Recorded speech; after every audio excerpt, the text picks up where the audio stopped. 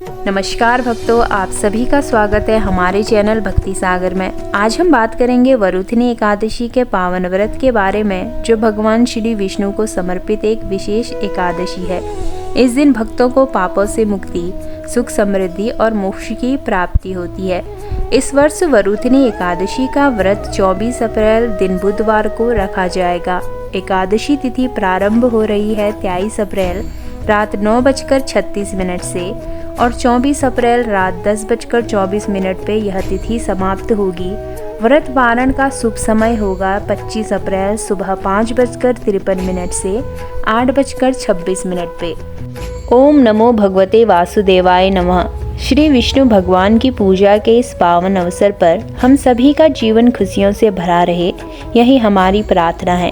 तो चलिए हम जानते हैं कि इस दिन का महत्व क्या है और इसके पीछे की पौराणिक कथा क्या कहती है और इसे कैसे सही तरीके से मनाया जाता है। तो वीडियो को अंत तक ज़रूर देखें।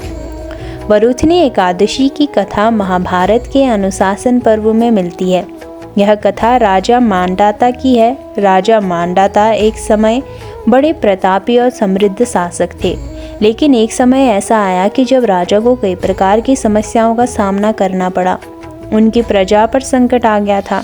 उनके राज्य में प्राकृतिक आपदाएं आ रही थी और राजा स्वयं भी मानसिक रूप से परेशान थे।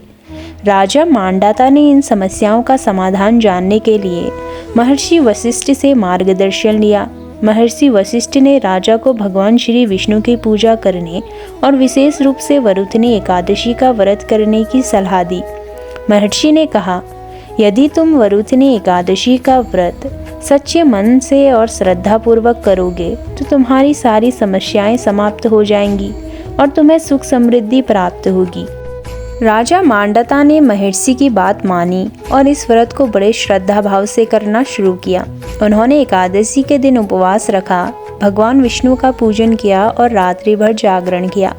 इस व्रत का पालन करते हुए राजा ने भगवान श्री विष्णु के मंत्रों का जाप किया और समर्पण भाव से भगवान की उपासना की। पूरे दिन उपवास रखने के बाद राजा ने द्वादशी तिथि में व्रत का पारण किया और ब्राह्मणों को भोजन कराया। व्रत के परिणाम स्वरूप राजा के राज्य में समृद्धि आई, प्राकृतिक आपदाएं समाप्त हुई और उनकी प्रजा सुखी हो गई। राजा की सारी परेशानियां दूर हो गई और उनका राज्य फिर से फलने फूलने लगा। इसी कारण वरुथनी एकादशी का व्रत सभी को पापों से मुक्ति और सुख समृद्धि प्रदान करने वाला माना जाता है। यह व्रत विशेष रूप से भगवान श्री विष्णु के भक्तों के लिए अत्यधिक लाभकारी है। आइए जानते हैं इस दिन की पूजा विधि के बारे में। इस दिन ब्रह्म मुहूर्त में उठकर ताजे पानी से स्नान करें, फिर व्रत का संकल्प लें और भगवान श्री विष्णु की पूजा के लिए स्थान को स्वच्छ करें। ध्यान रखें कि इस दिन फलाहार ही किया जाता है। अगर संभव हो तो निर्जला उपवास रखें। पूजा स्थल पर भगवान श्री विष्णु की मूर्ति स्थापित करें। उन्हें पीले वस्त्र, तुलसी के पत्ते, चंदन, पंचामृत और फल अर्पित करें। इस दिन विष्णु सहस्त्रनाम का पाठ करें या फिर भगवान श्री विष्णु के 108 नाम का जाप करें। साथ ही भगवान का ध्यान करते हुए ओम नमो भगवते वासुदेवाय मंत्र का जाप करें।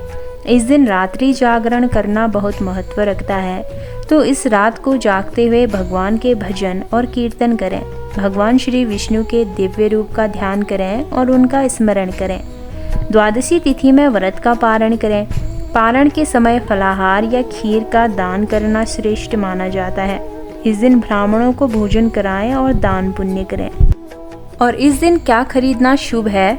इस दिन आप सोना, चांदी, पीतल के बर्तन, पीले वस्त्र, चंदन, तुलसी के पौधे, भगवान श्री विष्णु की मूर्ति, धार्मिक पुस्तकें जैसे श्रीमद् भगवद गीता, ये सब आदि खरीद सकते हैं। इस दिन विशेष रंग के वस्त्र पहनने भी शुभ माने जाते हैं, तो आप पीला रंग का वस्त्र पहन सकते हैं या फिर सफ़ेद रंग या फिर नीला। तो पीला रंग भगवान श्री विष्णु से जुड़ा हुआ है और इस दिन पीला रंग पहनना बहुत शुभ माना जाता है। पीला रंग पवित्रता, समृद्धि और खुशहाली का प्रतीक है। सफ़ेद रंग भी शांति, पवित्रता का प्रतीक है। इसे पहनने से मानसिक शांति और भगवान श्री विष्णु की कृपा प्राप्त होती है। नीला रंग भगवान श्री विष्णु के पसंदीदा रंगों में से एक है, तो आप इस दिन नीला रंग पहन सकते हैं, जिससे भगवान की विशेष कृपा मिलती है और समृद्धि प्राप्त होती है।